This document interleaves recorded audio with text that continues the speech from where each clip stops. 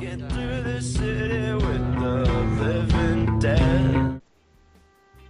So as those of you who saw my last video know, I have an incredible knack for having technology ruin my projects, and this time was no different. Yesterday morning I woke to find that my laptop had... just kidding. You should start walking through the city with the living dead. I began this project with my definition of the ordinary, that which fits into our lives so seamlessly that we no longer notice its presence. It is the banal, it is the invisible. When we were presented with a project brief of superordinary, two definitions immediately sprang to mind. The first was inspired by Freddie Yaner and his tongue-in-cheek look at how our consumer market is always focused on things being the biggest or having the most, a project now famous for the world's highest popping toaster. Yaner's work sparked the idea to take the ordinary and deconstruct it, question its various concepts, and then redesign it. These concepts are so entrenched in our minds that we don't even consider them anymore. And so was born the Ready Bed. Beds exist to serve one main function, that is to allow us to lie horizontally whilst being unconscious. But why? And for that matter, why do we lie in them unclothed, unwashed? We sacrifice comfort for efficiency all the time. Why not also while we sleep? The vodka fountain also came out of this thought process, but is likely at best left unmentioned. That approach takes the ordinary and tries to make it into the superordinary. The second immediate idea was to take the ordinary and make it even more ordinary. The most mathematically ordinary it can be, to be precise. Take a fork, for instance. For all intents and purposes, a very ordinary object, but hundreds of varieties exist. If I was to take 1,000 forks and average their combined dimensions to create the most ordinary fork in the world, perhaps that would be superordinary. However, for both those definitions, I felt I was focusing on the wrong word. What of super? The previous two methods took the ordinary and made it into something more, but if I was to take the super, the fantastical, the magnificent, and make it ordinary? Buddy from The Incredibles summed this up far better than I can. I'll give them heroics. I'll give them the most spectacular heroics anyone's ever seen! And when I'm old and I've had my fun, I'll sell my inventions so that everyone can be superheroes. Everyone can be super! And when everyone's super... no one will be. The character is speaking about selling the technological means to become a superhero on the open market, thus rendering the current biological supers obsolete. He makes the super into the ordinary by changing the context of its existence. After settling on the third definition, the first place I started was with Welcome to Night Vale. Welcome to Night Vale is a work of fiction by Commonplace Books, published through SoundCloud. It is played in the form of a community radio broadcast for a small desert town in America, a town where nothing is quite right. Angels visit elderly residents, the sheriff's secret police listen in on citizens' thoughts, and dogs are not allowed in the dog park. People are not allowed in the dog park. Although this seems peculiar to us, in the quiet town of Night Vale it is quite ordinary. This perfectly embodies my definition of the superordinary. Night Vale Radio uses an alternate reality, a device often used in fiction to explore all sorts of possibilities, used here mainly for comedic effect. But I plan to use similar methods to engage in some speculative design. I set out to create a diary recording the life of someone living in London in 2013. Only in this reality, in the year 1900, everyone stopped dying of anything other than physical injury.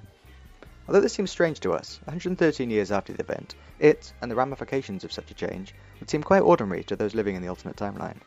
The diary would record the differences in our two worlds on a personal and mundane level. I began to speculate the possible effects of my proposed reality. The largest issue with immortality is people get old. Really old. This leads to a percentage shift in the ages of the populace and a fail in the life-death balance. From a practical standpoint, measures would have to be taken. Historically, this has happened in the form of a maximum number of children per household, enforced until recently in China. It was surprisingly effective here, particularly in the city where it's easier to enforce, but I question its effectiveness throughout the rest of the world. There was a recent infograph by a Chinese student living in Germany about the differences in culture between the West and the East. One of the more interesting points was the focus on the self in Germany and the community in China. This led me to create this map of the likely effectiveness of the policy across the world, in which I postulated that Asia was in fact the only place that the one-child law might have actually worked. So I reasoned, in a world with no natural death, would death be enforced by us? If death was enforced by us, then the age would have to be set at which people were expected to go with their lives. People already fear death. Why would they go quietly? Even if it was socialised into us that this was the correct thing to do, I may be slightly unwilling to comply to compulsory euthanasia. And if this was a widespread problem, then presumably an organisation would need to be established in order to track down those that go AWOL once their time is up. So this was where the diary began, with someone working for that organisation. This immediately gave the reader a direct window into the various differences between their 2013 and ours, without contrived reasons to mention things that are banal and uninteresting to the writer.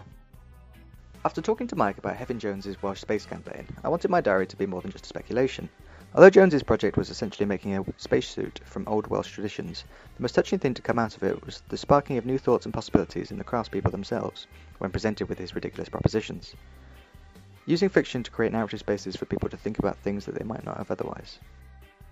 And so using the premise of my alternate reality as a backdrop and springboard, I decided to explore our society's insistence on one giving up control of oneself to someone or something, and the repercussions of such on oneself.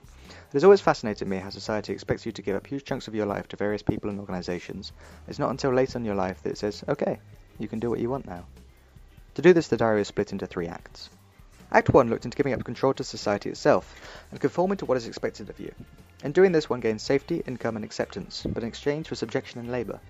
Act 2 explores giving up control to religion, a path rarely taken today, and this is exaggerated in the diary more so. One gains a sense of morality and limited acceptance, but at the cost of abstinence and temptation.